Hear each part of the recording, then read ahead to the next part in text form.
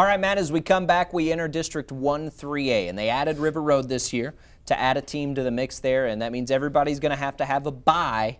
That's Dalhart this week. What we've seen is Borger play once, almost get their first win of the season last week in Dalhart. They played such a brutal pre-district schedule. Now they go to Pampa in one of our oldest rivalries across the state, and it's setting up to be another very good game in 1-3A. It is, and Pampa's been playing good football. You know, we thought we were going to see a fall off at quarterback, but Ryan Smith said, no, thank you. I'm going to step in, and this is going to become my football team. And he's gotten it done on the ground and through the air. So it's made for a fun Pampa team to watch, and now we're going to see a huge matchup between them and Borger, which, like you said, is a big rivalry. So let's go ahead and check that game out and get to those highlights. Nice little beat there. Sounds nice.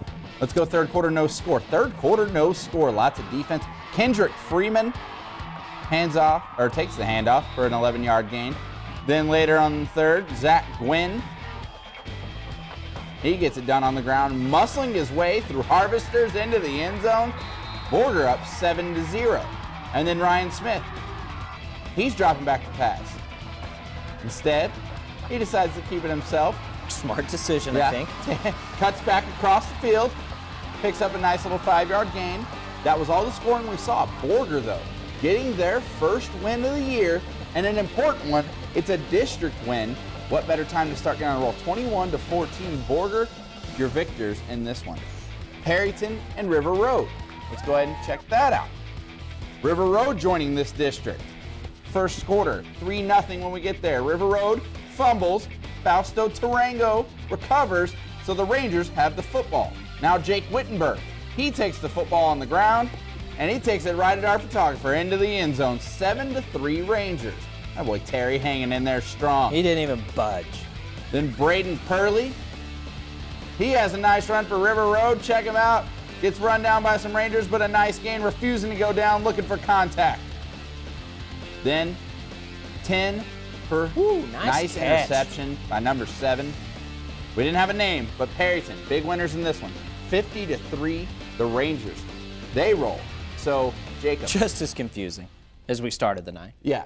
Let's go ahead and take some water, throw some mud in there, stir it around, because that's about how clear that district is, with the exception of Dalhart. All right, before, Matt, we get into our 2A games, we want to bring you a cool story that we found. Caleb Wood, the quarterback at Muleshoe. Now, last week he was named the 2A Player of the Week, Built Ford Tough. It's a big award for the entire state. But his path to get there is one you won't believe. News Channel 10 Sports' Clint Brakebill has that story on Wood's rise to the top. Football is a staple in the Wood family. Caleb's father is a head football coach at Muleshoe, and his brother Wes is a quarterback at Eastern New Mexico. But Caleb's path to fill their shoes hasn't been an easy or likely one. 22 times he's been put to sleep. Some of those were little minor things. Most of them were major. But you know, he was born with some midline defects. You know, he had some heart problems, some spinal problems. His vocal cords were grown together. We had to reconstruct his pharynx. Caleb grew up loving football, but it's something he knew early on that playing may not be a reality. I never thought I'd be able to play football. I was always told, don't count on it, you know. I mean, don't get your hopes up for nothing, you know. But 6th grade year, I went to the doctor, and they finally said, you know what, you'll be able to play. And ever since then, no, I haven't had any question. Once he was cleared to play, he hasn't looked back. Last week, he was named the 2A Built Ford Tough Player of the Week for the entire state of Texas, throwing for 280 yards, running for another 112, and scoring 6 times. Caleb has proved to be a true leader and inspiration for his team. It's just you get like a different motivation, and you just want to go when you're around Caleb, and Caleb just really motivates you all the time, and he pumps up the whole team. That's what gets the team going. He's definitely an inspiration to me. You know, I've been around football my whole life, but I've never seen a kid overcome this many injuries and play the game.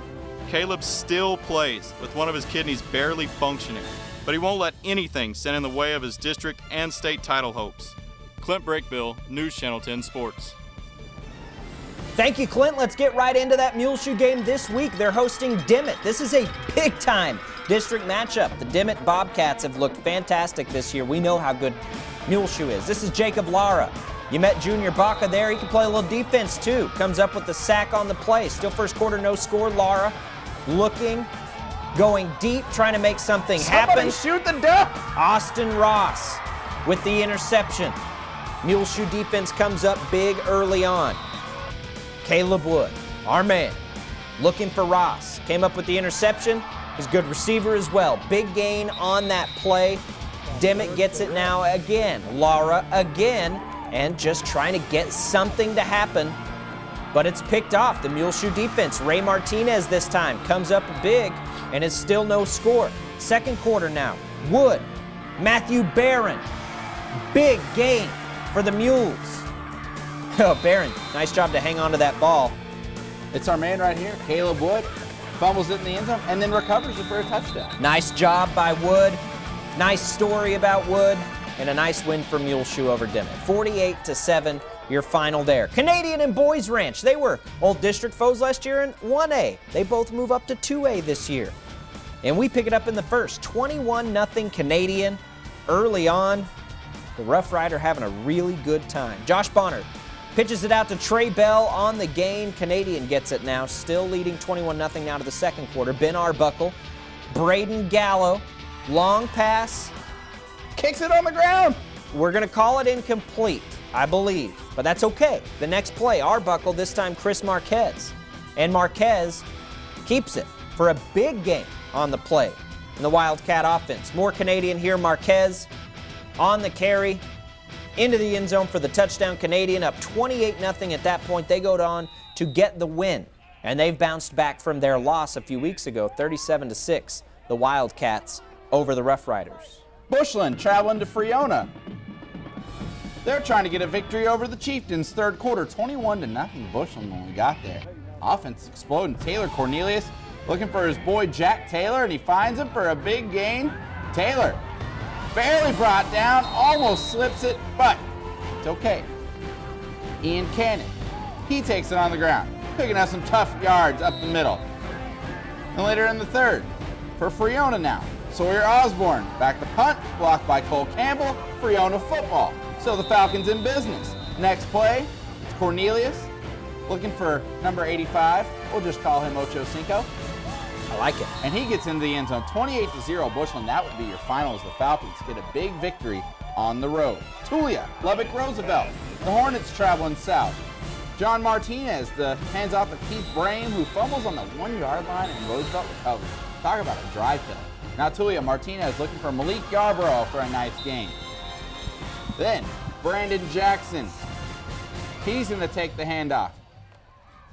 And he's going to take it in the end zone. 2-point conversion, good. Tulia up 8-0. We don't have a score for you. So Tulia fans, if you're watching, give us a call. Let us know so we can let y'all, the rest of everyone else know. But 8-0 Tulia at that point. Let's go to another score here. Littlefield on top of Childress. Tough loss for the Bobcats, who've been having a nice year, 40-21. Every time we see Littlefield, they look good. Spearman on top of Highland Park at home, 36-0 is your final from Spearman. And it's been getting crazy. It's wild and crazy, just as expected. It gets even crazier as we get to the small schools because everybody's back on the schedule. Everybody's in district play. 1A, 6-man, that's where we're headed next on the wrap-up. Bondry.